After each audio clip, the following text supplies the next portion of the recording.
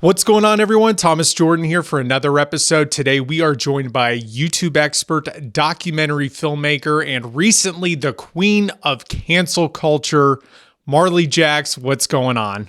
Oh my gosh, the queen of cancel culture. That's so funny. I saw someone yesterday and was like, "Oh, hey, Miss Cancel Culture." And I was like, "Is that what I'm known for now?" We got to get you a t-shirt. I guess so. That just says "cancel me" on it. I dare you. Well, we'll get into that in just a second. But first, how did you get started on your entrepreneurship journey? So before I was an entrepreneur, and I didn't plan on it. I didn't think that I was going to start a business. When I was growing up, my only introduction to business was watching The Apprentice with Donald Trump. And I was like, oh, that looks cool, but they look like they were hustling their butts off. I don't know if I want to do that. I don't know if I could do that. But I loved entertainment. So I worked in radio and television for a bit. And I think I have kind of a similar story with you. And that's, why we've connected so much is I just totally got my heart broken in that industry and pretty unstable in that industry. And so I went back to something a little more stable, dental hygiene, while I figured out what I really wanted to be when I grow up. And while in between cleaning teeth, I was doing social media for the dental office. And then their IT guy was like, hey, do you want to do social media for some of my other clients? And I was like, sure, why not? Well, next thing I know, he's introduced me to all of his clients and I have a business. I'm running to the bathroom between patients to post on, hide in the bathroom and post on social media for my other clients. And eventually it took off from there that I was doing social media and website design and graphic design and SEO and YouTube and video. And the thing that I had the most fun doing was video marketing. Growing up, I wanted to make movies. And I was like, cool, I get to do this now for businesses. And it's evolved from there. We have an agency that we work with clients from all over, building their YouTube channels. We consult, we coach. But then recently I've gone back to my original dreams of, I want to make movies. And I made this public declaration about a year ago saying, you know what, I want to make movies. I want to go to Hollywood and do this thing. And it was really cool how many people reached out with connections and opportunities and here, try this. And then there was one friend that was like, why don't you just use the platform you already have? You're on YouTube, you have your own creative control, you have an audience there. You don't need to go to Hollywood to have someone else, control your creativity. And I ran with that. And recently, as you've hinted at, I made a documentary on cancel culture that kind of did pretty well, and it's been really fun. And next month, it's premiering in a film festival that I didn't even know that was possible. I was going to say, did you submit it for that? I saw that on your Facebook page. I wasn't sure if that was you or somebody else. It's one of the organizers from the Manhattan Film Festival saw it and reached out to me and said, hey, do you want us to play it at the film festival? We'd love to screen it here. And I was like, my little video, what? And then after that, I had other people reach out to me being like, hey, you should submit it to other film festivals. So I'm preparing to, and I just didn't even know that I could. So very exciting. Does this kind of chalk it up to where you really don't know who's watching you on YouTube? I mean, were you just sitting there and all of a sudden somebody from the Manhattan Film Festival was like, oh, hey, by the way. Yeah. And then another guy who's like, my best friend is the former president at Paramount and he watched it. And I was like, what? Who you never know who's watching. And I'm excited to see where it can go from here. Do you ever have those moments where the people who reach out to you, do you have that moment in your mind where you're like, is this real or is this fake? It's real life. Yeah. Am I dreaming? It's so cool. No, I literally mean is this person really who they say they are? Yeah. Am I being catfished right now? Yeah. If you see the documentary, maybe I deserve it, but yeah. But I kind of want to back up just a little bit though, because I mean, you basically just told your whole story in one shot there, but how long have you been on this journey? So I started my social media side business, as a dental hygienist in 2016. And then I left full-time dental hygiene in 2017. And then I made my first $1 million in my business in 2019. And when you made that first $1 million, how did it feel? Well, honestly, you think that you're going to reach this like milestone and be like, oh, I've made it and smooth sailing from here and everything is a dream. No, my first million was not very profitable. So as exciting as it is to say like I made my first million in my business, I was also investing in my business so much to try to take it to a new level that of the million, I was in debt when I made my first million. I was climbing my way out of it. Like I was just becoming profitable. And then my second million in 2020 was more profitable, but then I was going through a divorce in 2020. So it's like, when you sign up for a lifestyle like this, like there's constant growth, which means growing pains, which means constant transition. And I think that I needed a really big wake up call that not everything is going to be sunshine and daisies, and that I signed up for this. And the best way to get through it is, there's no way around it, is just through it, and to realize that I said yes to this, and to realize, oh no, I do want this, because the alternative is, stagnancy or boredom or mediocre. And that's not what I signed up for either. And when you start making millions of dollars, is it true that with mo money, there's mo problems? Mo money, mo problems. I mean, yeah, your problems just evolve to the level that you do, but also the things that you're qualified to encounter now, you wouldn't have been qualified for 3 years ago. And I feel like whatever I'm doing right now is my training ground for the obstacles, the challenges that I'm going to encounter another 3 years from now. Yeah. And what were some of your biggest, or excuse me, before I ask that question, if you don't mind me asking, what was the tax bill like when that type of money comes through? I can only imagine. Well, the first one wasn't profitable, like I mentioned, so that one was fine. And as I've also evolved in business, like there's a lot of really, really smart tax strategists that can teach you how to like make investments that then offset your taxes. And like getting into a community like that, I luckily have not had an extremely painful tax bill, but I definitely have had friends that are like, this sucks. I have had, so I'm Canadian and I moved to the States, and the first year in the States, I got hit with, oh, you have to pay taxes in both countries. That sucked. So did you? Yeah. Oh, yeah. Ouch. It took a little while because you do get a credit back, but like it took a very long time to get that back. Of course, the government wants you to pay things on time, but they'll take their time paying you. What? No, they don't. What is that about? Well, also when you start building up your business and you get to the $1 million mark, I guess what were some of your biggest hurdles as an entrepreneur? Surrounding myself with the right people, and trusting myself. So when my first million, like I mentioned, wasn't very profitable. The reason why is because at that time I had a service that I charged anywhere from $5,000 to $15,000 a month.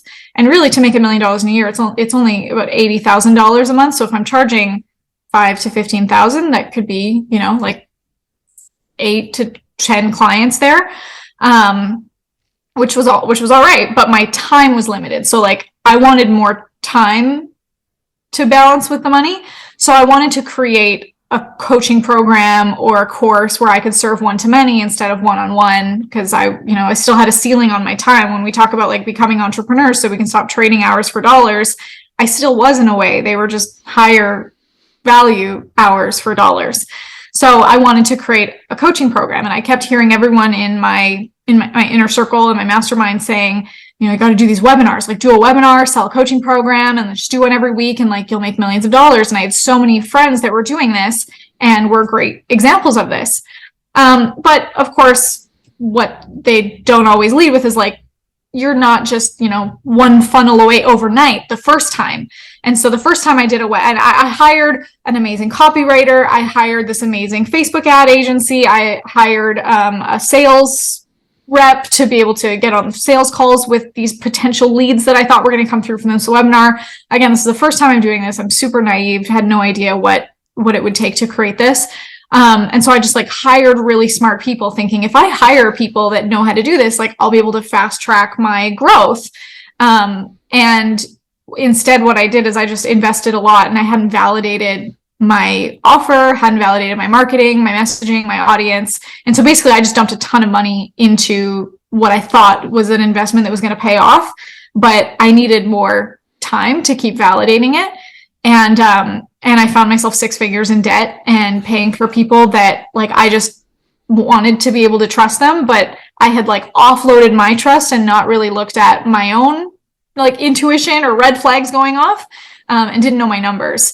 So that was a huge eye opener for me. I had a mentor that was up with me till like 3 o'clock in the morning, helping me like find the areas of the bleed in the business, and was like, listen, if you fire these people, like you're immediately profitable and you just have to rebuild again, like by yourself.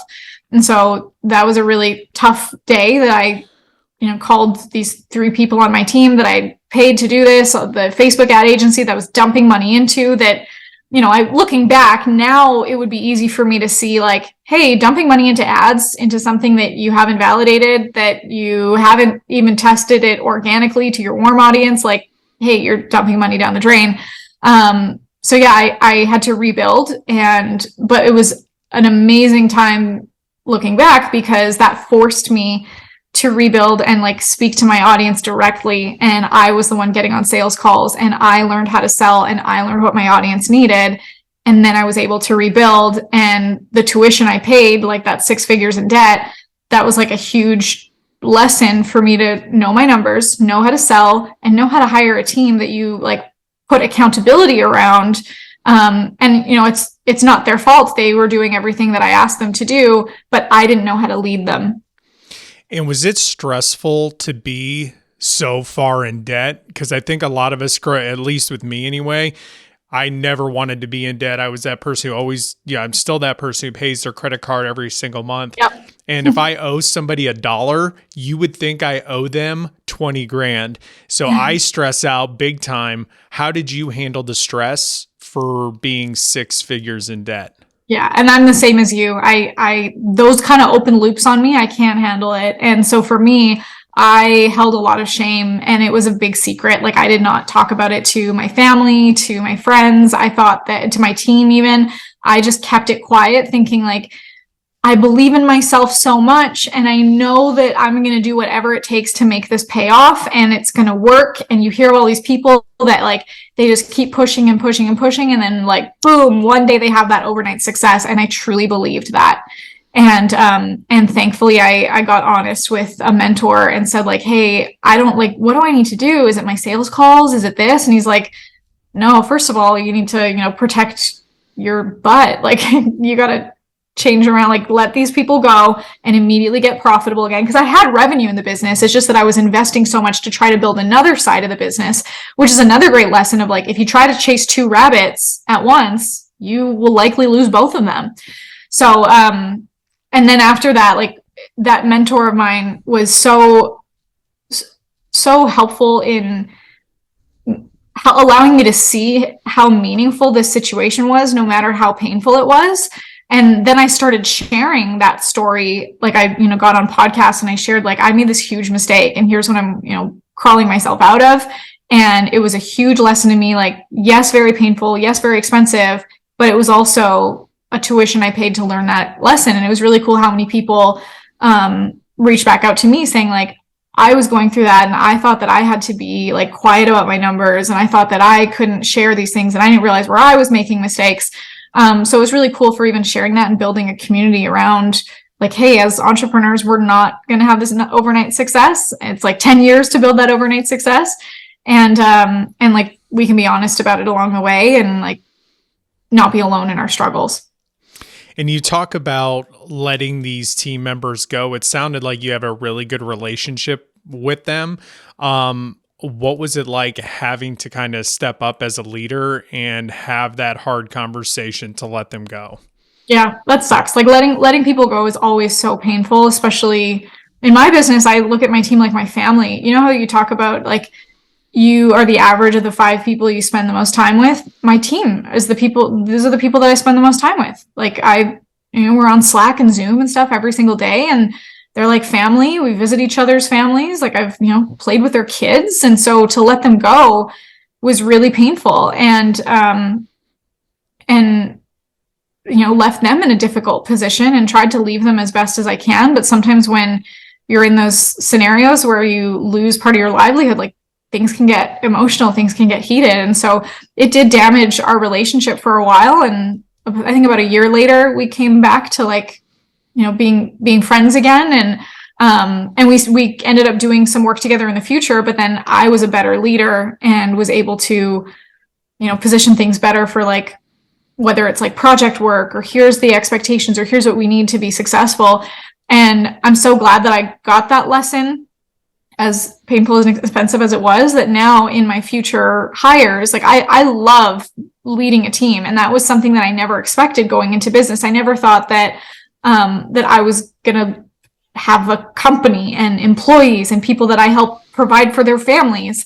And it's one of my favorite things is to build other people and see the potential in them, and how cool that their dreams fit into my vision, and that I get to create that environment for them. And you mentioned leadership. What is the most exciting part now about leadership in your business?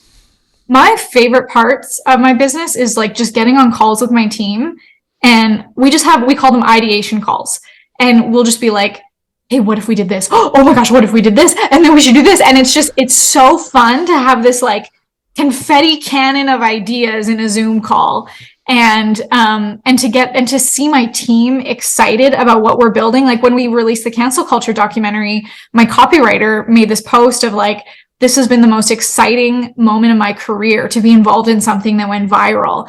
And it was so cool to feel like I had no idea that I was able to create the most exciting part of his career for him. And for my other team members, that I had a woman that took her kids to Disneyland and made a comment of I couldn't do this without you. And I'm like how touching, how amazing. These are people that I'm also just as grateful for, that they're making my dreams come true.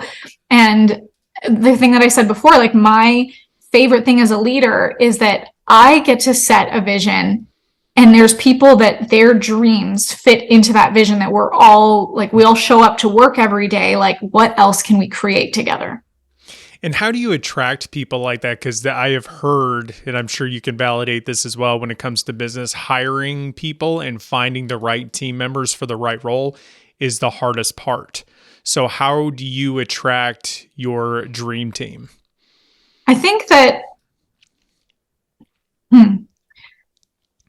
I want to hire people that are smarter than me, but I think to do that, I have to hold the highest integrity, that they have to see the vision for the company and believe that their vision will fit into that, and that they can expand past that vision. Because you wouldn't get a job at something that you felt like walking into it, you have a ceiling and you hardly fit in that box and you're never going to grow anywhere from there. I want to create an environment where people are it's like walking into Disney World. You're like, wow, look at all the possibilities and all the things that we could do here. And this is so fun, and these adventures. And I actually have, we create webinars in our business to sell potential customers on our products. I have a webinar for my team when they join our business, or even before, even in the hiring process, where I have this webinar.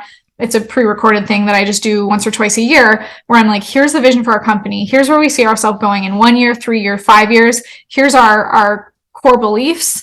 Here's, our big vision of what we want to create. And it's a webinar selling our potential employees on our business. And it has this really good push-pull language too. Here's what we want and here's what we don't want. And it's totally okay if that doesn't fit for you. We want this to be a place that you love to work at. We had someone that applied for our company, and we're loud enough about being capitalists. We believe in making a lot of money. And that was a mindset shift that I consciously had to change, because growing up, I felt like if I love what I do, I don't have to make a lot of money.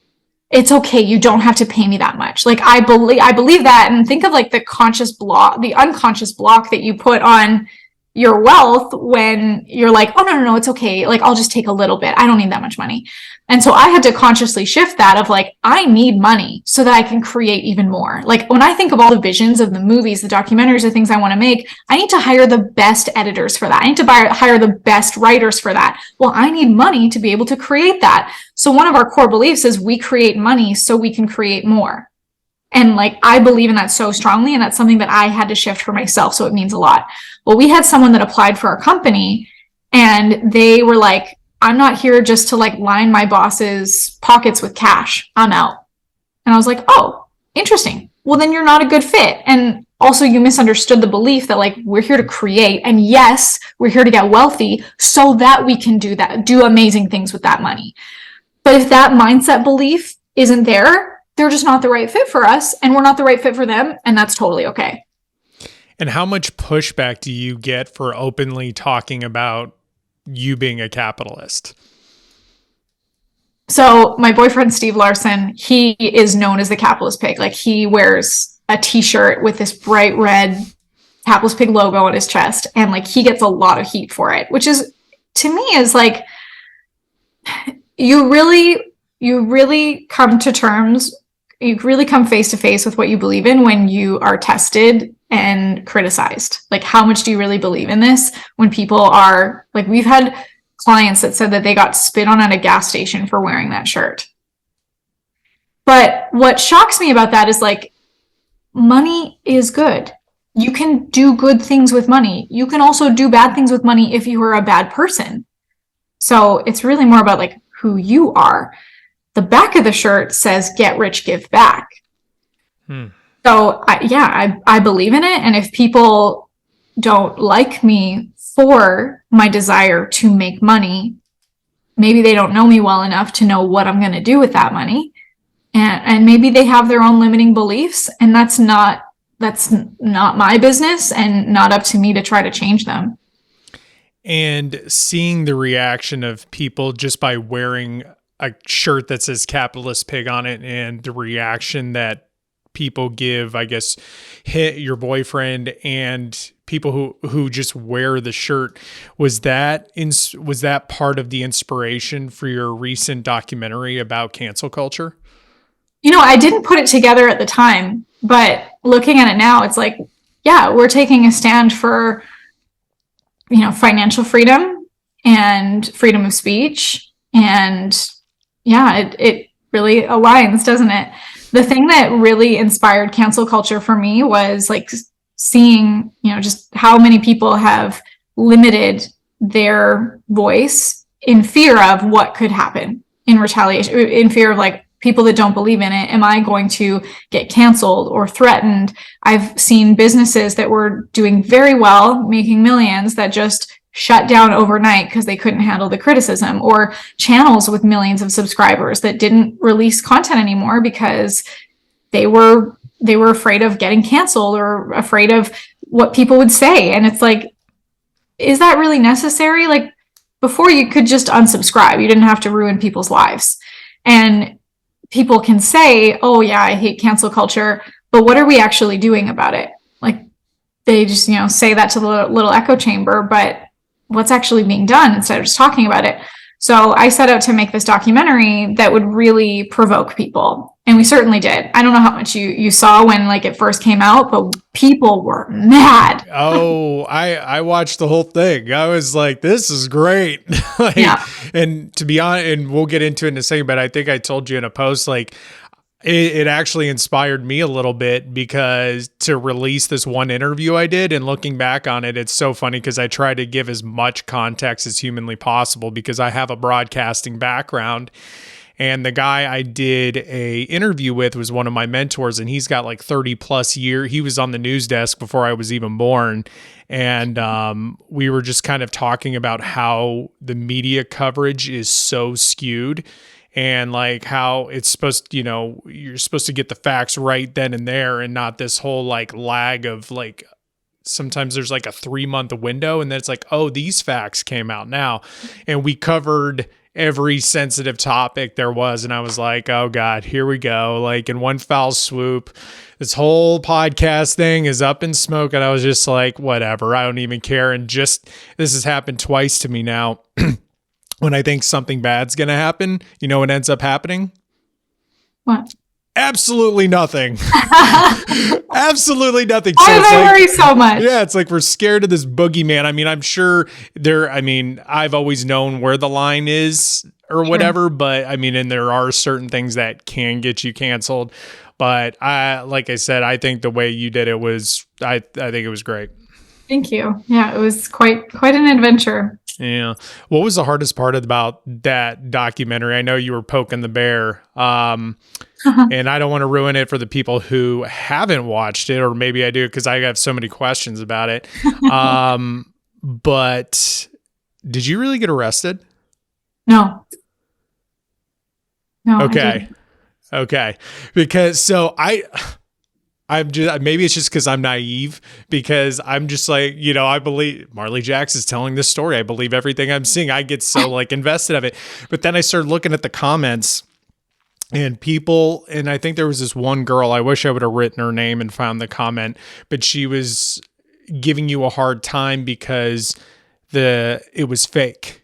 And like trying to drum up attention. And I'm thinking to myself, like, lady, have you been on the internet? Like, it's the wild, wild west out here. The fact that you're not like a cookie cutter entrepreneur, whatever, and then you go and do something like this to get more attention on your business. She's like almost shaming you for it. But I was like, am I the only one in the room that's like, this is genius? I would say that. And it changed. So at the beginning, people were really mad. Like at first, when we first released what was really happening, because the experiment was real. Like we fabricated this whole thing to really get a real reaction. Because it's one thing to make a video about like, oh, here's the facts about cancel culture, and let me tell you 3 things. Number 1, number 2, number 3, and then we interviewed this person. Like we went through it. Like for me to experiment with cancel culture, I needed to experience what it was like to get canceled. And so for people that haven't seen it, I don't know how much we'll give away, but maybe we'll tiptoe into it. But I got canceled. And at the beginning, people were mad. But then it was cool to see, because we did a Facebook Live to announce what was really happening, what was really going on. And at first the comments were like, oh my gosh, how dare you? This is awful. And then there was this moment, where the tides turned. And then they were like, whoa, you went through all of that to make this point? Holy smokes. Who would do something like that? This is amazing. I got to share this. Here's my story about cancel culture. It was so cool how many people started sharing their own experience with cancel culture. And so it went from I would say 70% of people being mad to then 70% of people loving it and sharing it and validating it. And then I think it went up from there, 80%, 90%. And as time has gone by, I would say 90% like it, 10% don't. And that's cool. And when people don't like it, or when people are feeling triggered about it, what I say to that is this was meant to be triggering. It's not meant to be harmful. And, we were the only person, I guess I can't say for sure, but it hurt for me to do it. Please know that the experiment was real. I was in so much pain for 2 days. We were actually going to make it go for 5 days. And I was in so much pain that I was like, we gotta release it early. It was very difficult. And yeah, it's meant to be provoking, because when people are provoked and people feel things, that's when they make a change. And like I said, as soon as I started to realize, it was like, wait a minute, is it real or fake? I was like, oh, but it's where does that idea come from? Were you just sitting in a coffee shop, or it's like I said, that idea is very outside the box to me. And I always wonder where that idea actually came from. I like to think, whenever I think of content creation, I'm like, hey, how do I make this good, better, best? And so the idea of speaking to cancel culture, something that we care about speaking to people's freedom of speech, we were like, okay, I mean, I can just make a video where like talking head and I talk about cancel culture, step 1, step 2, step 3. Okay, how do I make it even better than that? I could interview people who have been canceled. I can interview PR experts. That would make it even better. Get like some different storylines in there too. And then we just went crazy. And I always love to do that with our ideation calls. We're like, how do we just make this ridiculous? Like, let's get an elephant in the room. Let's like, how do we like, we think of the most craziest things to expand our creativity and then like kind of bring it back down to earth. And so we're like, well, Marley, you had a situation where you were kind of canceled. When I actually kind of coming back around to the beginning of the episode here, when I got my first $1 million award. So this award that's behind me for anyone watching the video, it's a 2 Comma Club award that the software gives you when you earn $1 million through their software. And mine was not profitable. And there was this rumor started that I faked it. And like it got crazy on the internet saying that I faked my award, that I put $1 million through my own credit card for me to earn this award. And like this rumor spiraled out of control. And like people said that they weren't going to work with me anymore. And I was like, oh, like I should share that story about cancel culture. And what made it even crazier was like, then we started to think, what if I could create a real cancel culture experience and attempt to get myself canceled to show what it's like. And it was really only because we actually did experiment with things. Like we made those posts online to see what people would say. I went out in public and did some things. We had a plan to go out to an HOA meeting, and we it was very uncomfortable. And then we had the idea of what if it was only 2 weeks before the video went out that we got Dan Henry involved, which I don't know how much I want to give it away, but you'll see in the video, Dan Henry was very instrumental in leaking something about me that we fabricated. Yeah. And real quick about this 2 Comma Club rumor through ClickFunnels. Do you know who started the rumor and why they did it? Yeah. I have, there was how do I put this? There was someone that didn't like me, and it was unfortunate because I never named names to be like, they said this about me and the reason why. But I made a video to respond to the rumors, and I didn't even need to say the person's name, but I was like, I didn't succeed the first time, the second time, the 17th time overnight. And I don't know anyone that has. And I've shared my story publicly on podcasts that I was in debt, that I made these mistakes. But the truth is that I did make $1 million in revenue. It's about revenue, not profit. And for anyone that's going to bash someone for making mistakes along the way to a big milestone that not a lot of people achieve, I hope that doesn't discourage other people from just attempting, from just trying, for just reaching for it. And it was really cool that I shared my story and I shared how I felt about it without naming names. And I think it worked out really well for me to just be vulnerable and be honest. And I didn't need to name names to attack back or anything. Is success the best revenge? I think healing is the best success, and not even because if you are healed and whole as a person, I don't think you really care about revenge. It's just like, I wish you well, and I'm going to go do better things with my time than worry about someone feeling bad because I'm successful and happy. I just go be happy, go mind your own business, and I'll take care of me too. Yeah. And this is the last question I'll ask, because when people do certain things like this, I always wonder what the underlying issue is. Like, what is the root of the issue? Do you know what the root of the issue was? For the rumor? For the guy or girl who started this rumor. I mean, I can only speculate. I think that, you hear the saying, like, hurt people hurt people. Mm-hmm. And when I was a kid, and or even when I was in the entertainment industry, and it was like getting my heart broken and I'm a very, sensitive person. And it was just like, some people will tear others down to build themselves up. And hopefully, and that kind of wraps back around into cancel culture too. Like, when you see people make a mistake, can you reach out to them? Can you give compassion instead of canceling? Because holding someone in their mistake isn't going to help anyone evolve. And I know there's other people who are going through something very similar to you with this, with like the rumor thing, and kind of people coming after you. If they came to you and were like almost at their breaking point and they're like, how do I get through this? What would you tell them? I really feel for them. And the hard part is it probably is going to happen. And the bigger that you become, the bigger the target is on your back, which sucks, but also is like part of what you signed up for. And maybe you change your mind along the way. Maybe you're like, you know what?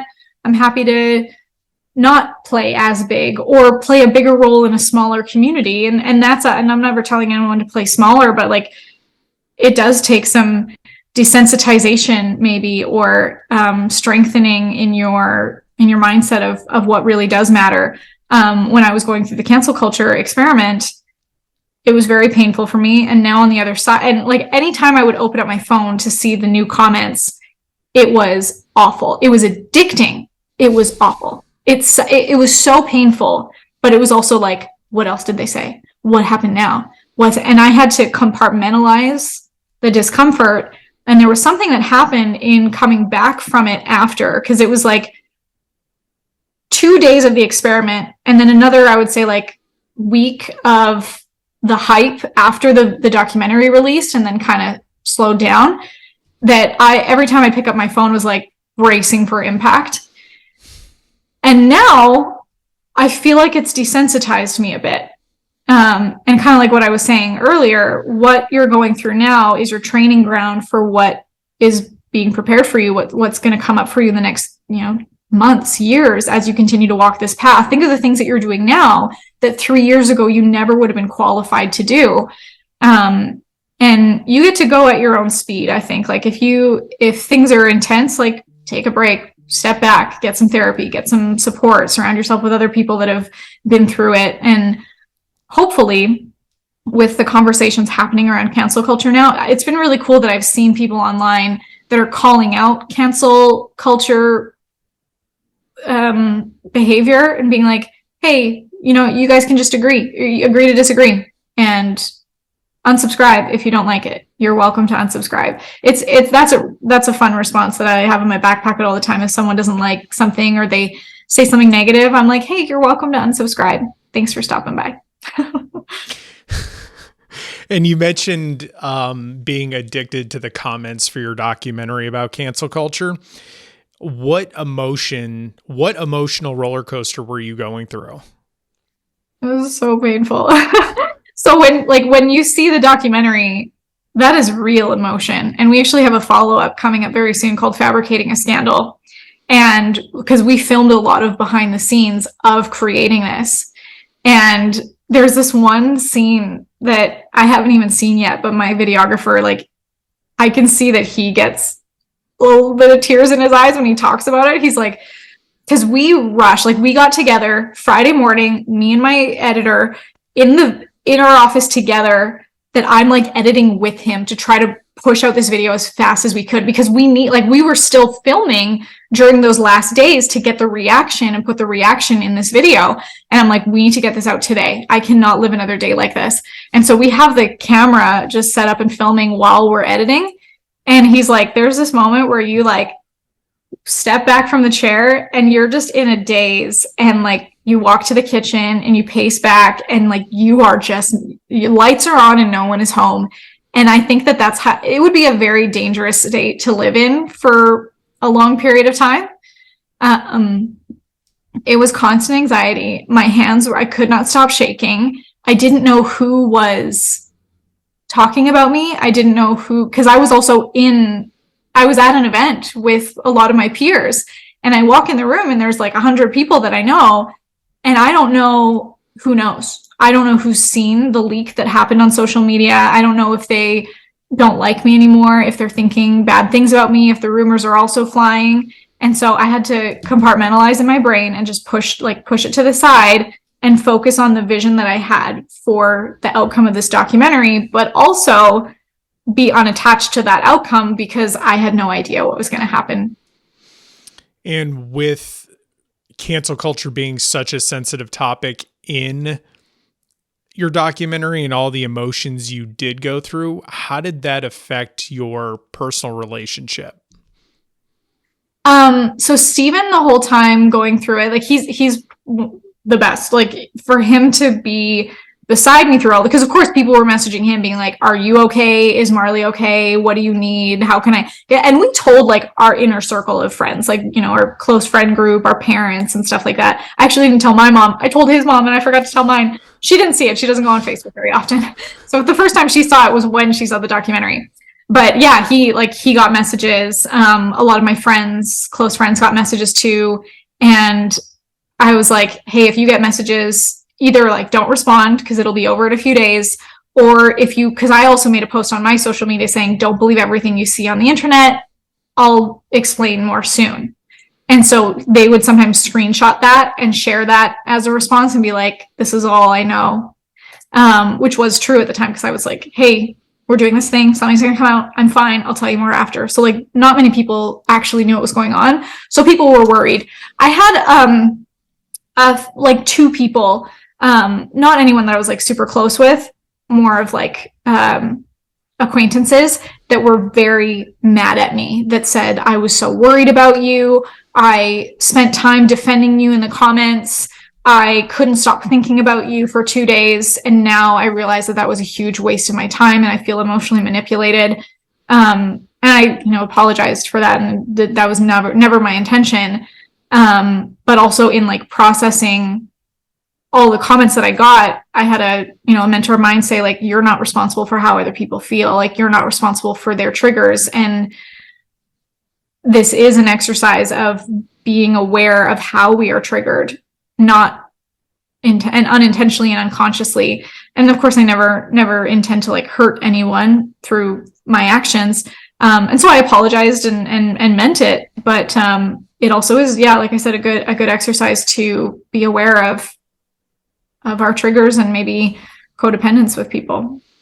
And at any point in the making of this documentary, did you ever have the thought of just, we need to unplug this, like I can't do this? Yeah. I mean, we did release it like 3 days early too. It was because it was very painful. And leading up to the leak, my team was like, how do you feel knowing that it's coming? Like, are you sure you want to do this? And I just like, there was this part of my brain that I just like shut off and was like, I'm just going to be naive to this. I'm choosing to not think about it. Of course, we thought about all the possible scenarios and what do we do if this happens? What do we do if this happens? But we also I was like, okay, I'm just committed to the vision of this documentary and I'm going all in, because if I don't, and if I pull out too early, the whole thing is destroyed. And that was also really difficult during the experiment, because I was in a lot of emotional pain going through it. And I was like, if I somehow pulled out right now and like was like, hey, just kidding, it's for a documentary, that would ruin the entire effect. If Dan Henry, who was a big part of the experiment, who amazingly we only asked 2 weeks before and he said yes, if he backed out, which in his position, I don't know anyone else that would do that. Like, I don't know who would be willing to put his reputation on the line for the outcome of this. Anyone else could have easily been like, screw this, I'm out, just kidding, this was an experiment. But he was like all in. And even when he was getting a lot more heat than I was at one point, and we needed to strategize how to turn the heat back onto me. So we made a post that, our whole goal was like, we need to make me look like Amber Heard here. And within minutes, someone did comment saying like, this girl is like Amber Heard. We asked like, hey, do you want us to back off? Like, what should we do? And he's like, no, double down. Like, he was an amazing accomplice in this. And during the experiment, were there more happy tears or panic tears? I don't think there were any happy tears. It was a lot of panic tears. And even watching it after, like the day that it released, had a little, not release party, but like, me and my family, sitting in the living room and we watched it, and it was like, I'm like watching them watch it. Like, is it good? Do you? And I think I had a bit of an emotional hangover for a few days after, and Steven would be like, you okay? Like, what do you need? I was just in a daze, I think, for for days, processing everything that happened and like recovering from the emotions that I went through. And now that you've been through all this, I think going through a documentary and making one, for you to make a documentary, I don't think people understand the work that goes behind a certain thing. And I think that would deter a lot of people from actually making one themselves. But since you're over that hurdle now, has it just opened up the floodgates of ideas for like, oh, let's make a documentary about this. Oh, let's make a documentary on that. Yeah. So the next one is Fabricating a Scandal. We have one about manufacturing fame. We have one about the toxicity of hustle culture. One about Think and Grow Rich and manifesting. We have one on blue collar crime. And I feel like there's one more that I'm forgetting, but we have 6 that we're working on right now. What, you're working on 6, or there's just 6 ideas on a board somewhere? We are working on 6. So like they're all at different stages. Like some are in ideation, the scripts are written, some we're filming. Like I have 2 that I'm working on filming this week, and then more scripts being written, and then calls every week that are happening for the ideation and planning. So how in the world are you piecing together 6 storylines for documentaries, running a 7-figure business, and putting out free content as well? How the hell are you doing that? And have a great team. If you need more time, you need more team. So my favorite things that I am focusing on is definitely the content creation.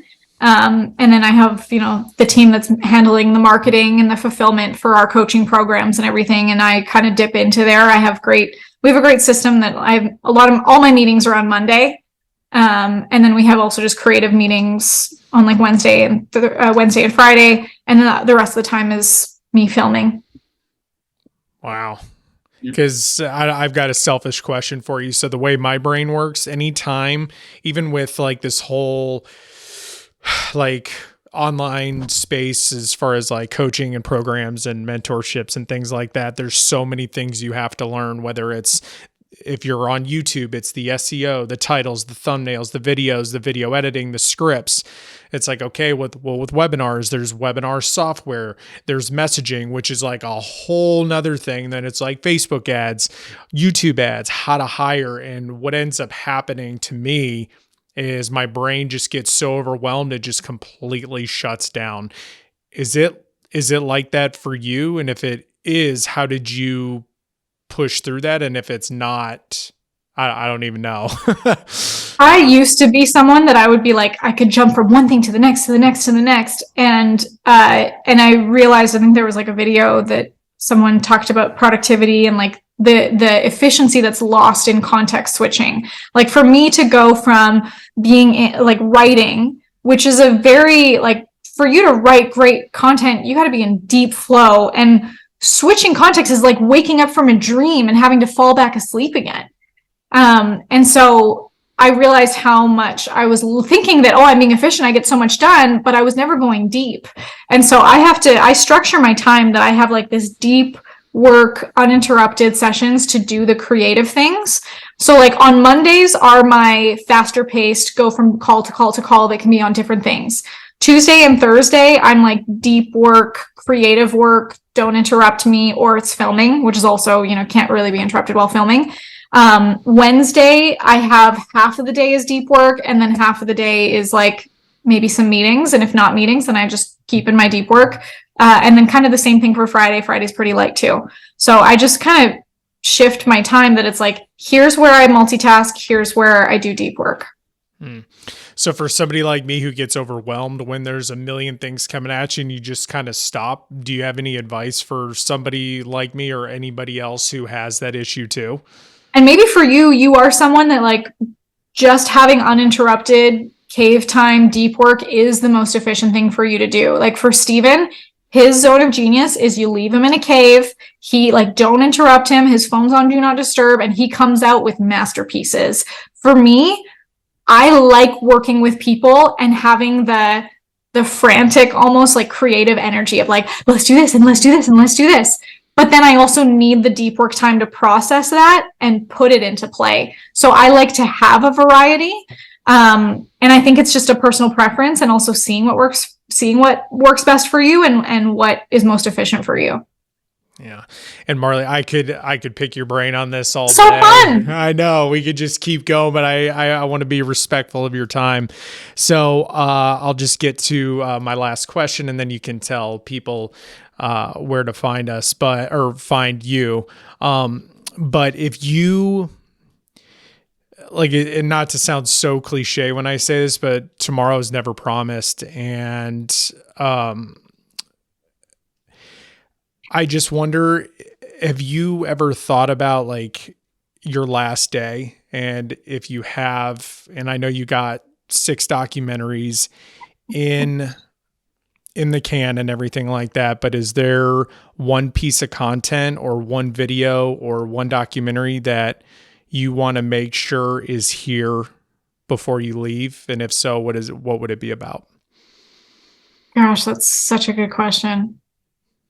And it makes me so sad to think like that I wouldn't get these documentaries out, because it's just one after another that I want to keep getting out. And I am so eager to hire more editors, because that's our biggest bottleneck, is just the speed to execution with filming and then getting them edited and out the door. It's a higher level of quality editing. So if anyone listening, if you're an amazing editor, reach out to me.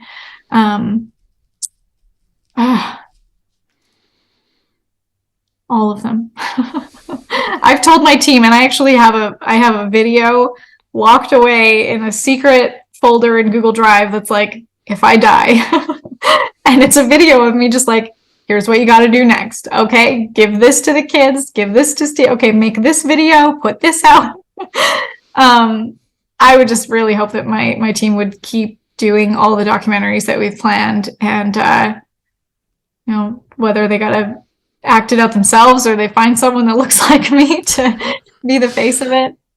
All of them. I would want the message of whatever I create, though, to be about your voice, your creativity, your self-worth. And, I feel like for me, I struggled for so long in external validation, and having my self-worth wrapped up in other people's opinions of me, or how much money I made, or what relationships I was in. And I went through like a lot of amazing therapy and growth to overcome that. And it was like, so how much I held on to those external things to validate me. It's like when I let it go, I really got what I was looking for, because I could cultivate it myself. And so I hope that all of these documentaries can share that message about how much we are looking for things outside of ourselves. And that's the last place you need to look.